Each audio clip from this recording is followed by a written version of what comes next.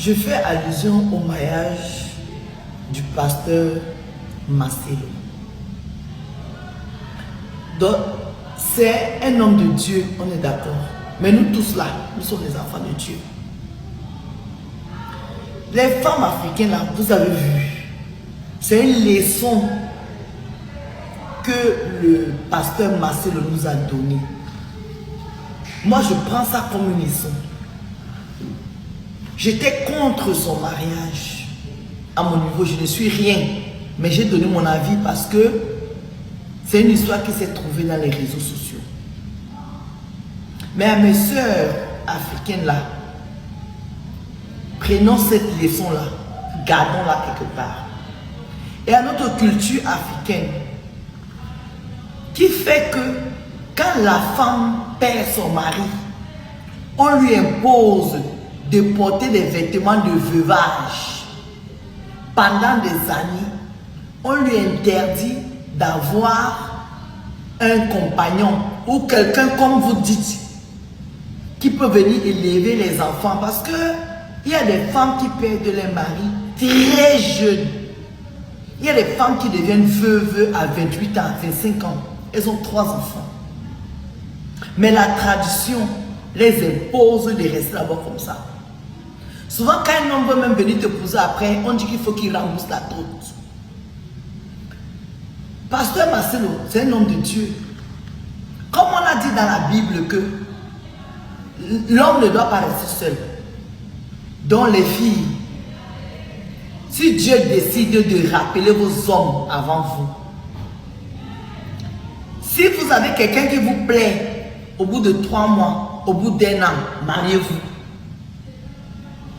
Enlevez vos habits qu'on nous impose, soit là que parce que ton mari est décédé, il faut que tu portes le blanc, il faut que tu portes le bleu, il faut que tu portes ceci. Moi j'ai vu ma grand-mère mourir presque, elle a levé son bleu 1 an avant qu'elle ne décède. Elle a porté ça peut-être 10 ans. Et sur cette tradition-là, je donne raison au pasteur Marcelo. Que quand quelqu'un est décédé, tu l'aimais, la personne n'est plus là. Tu as les enfants en bas âge. Lui, tu peux prendre une femme, un homme, pour venir jouer le rôle de père pour les enfants là. Une femme pour venir jouer le rôle de mère. Ces personnes qu'on ramène dans notre vie ne remplacent pas les personnes qui sont parties. Pasteur Marcelo, quand on dit que quand quelqu'un meurt, c'est pour ça que vous allez voir quand une femme décède ou bien un homme, on enlève la bague. Il y en a qui gardent la bague de les femmes. Ça, c'est des gens qui ont vraiment aimé les partenaires. Il y en a qui enlèvent, on enterre avec. Parce que quand la personne décède, ça veut dire que le mariage aussi s'est arrêté. Mais quand on a vraiment aimé son partenaire, 20 ans de vie, 10 ans de vie, on ne peut pas l'épouser quelqu'un au bout d'un an. Je vous dis toujours que pour comprendre la souffrance de quelqu'un, il faut vivre cette souffrance-là. Les gens qui n'ont pas perdu les gens chers, les gens qui n'ont pas perdu un époux, une épouse ou un compagnon ou un copain ne peuvent pas comprendre. Mais même les gens qui n'étaient pas mariés, quand tu as perdu quelqu'un, un copain, un gars seulement avec qui tu sortais, tu as du mal à te remettre. Quand tu as perdu une copine que tu aimais, tu as du mal à te remettre. Les gens qui se remettent à tout va là, c'est les gens qui c'était des papillons. Ça veut dire qu'il avait sa femme, mais il avait ses maîtresses. Tu avais ta copine, mais tu avais d'autres copines dehors. Là, elles vont te reconforter. Sinon, en temps normal, un homme qui a été fidèle à sa femme, qui brandait sa femme comme un trophée, au bout d'1 an, tu ne peux pas. Parce que généralement, les enfants qui perdent les mères ne veulent pas avoir une autre femme à côté. Parce qu'ils se disent que tu veux remplacer déjà les mamans. On sait ça. Nous tous, on voit ça dans les familles.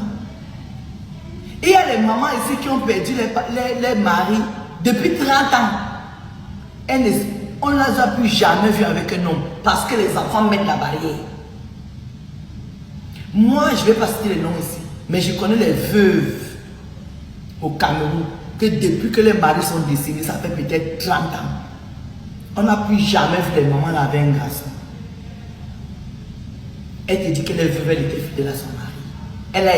Elles ont élevé les enfants dans la galère. Il y a aussi les veuves qui sont remariées. Mais en Afrique, c'est rare de voir les veuves se remarier. Sauf la nouvelle génération. La nouvelle génération là, ton mari meurt aujourd'hui, le lendemain tu es déjà avec ton sugar. Les femmes font aussi ça. Je ne me contredis pas. Mais c'est pour soutenir les personnes qui disent que le pasteur Marcelo, au moins lui, il a été sincère, vrai. Il est venu nous dire que je ne peux pas vivre seul. Parce que comme il est pasteur, normalement, il ne doit parler de femme en femme. C'est pour ça qu'il a officialisé cette femme-ci. Mais tous les hommes même devaient faire alors la même chose. Et toutes les femmes. Donc permettez-nous les femmes aussi que le jour où on perd notre mari, permettez-nous au bout de 3 mois de venir vous dire ici que bon, écoutez, mon mari est décédé, ça fait 3 mois, mais je ne peux pas rester tout seul. Dieu m'a dit de ne pas rester tout seul parce que dans la Bible, c'est dit qu'il ne faut pas rester tout seul. Parce qu'une femme qui reste tout seul a les tentations d'aller de mari à mari. Donc pour ça, s'il vous plaît, ce qui est pour l'homme doit être pour la femme. Parce que comme je vous dis, le goût que vous avez là quand vous dormez avec les femmes, avec les hommes là et les femmes, nous-mêmes on a le même goût. Les sensations fortes que vous avez quand vous faites les choses des adultes, nous-mêmes on a les mêmes sensations fortes. Donc, les gens qui blablabla, quand une femme va faire ça ici, ne venez pas la traiter de, comme vous savez beaucoup parler le français là. Il faut qu'on se mette d'accord. Il faut qu'on se mette d'accord. Moi, je connais les femmes pasteurs au Cameroun là-bas. Les maris sont décédés. Jusqu'aujourd'hui, elles sont restées les pieds fermés. Vous avez soutenu ça. Et maintenant que celui-ci dit qu'il ne peut pas parce que Dieu lui a dit que, parce que c'est dit dans la Bible que moi je ne connais pas les versets bibliques. Vous soutenez ça. Donc s'il vous plaît, quand c'est bon pour l'homme là, c'est bon pour nous les femmes aussi. Les filles, vous avez compris maintenant que les hommes ne pensent que... Je vous avais déjà dit qu'un homme, c'est quand tu l'arranges qu'il est avec toi. Le jour où tu ne l'arranges plus, tu te poses. Les hommes ne fonctionnent pas avec le cœur. Les hommes fonctionnent avec le cerveau et puis ce qu'ils ont entre les jambes là. La femme fonctionne avec le cœur. C'est pour ça que quand la femme perd son mari, elle reste d'abord prisonnière d'elle-même. Je dis que souvent c'est seulement ton gars, vous n'êtes même pas fiancé. Il décède. Tu restes dans l'affaire des années avant de te mettre dans une nouvelle relation. Donc les filles, s'il vous plaît, ne tombons plus dans le truc là. Quand Dieu rappelle quelqu'un, tu refais ta vie. Parce qu'il paraît que c'est comme ça que ça marche. Donc, aimons-nous vivants.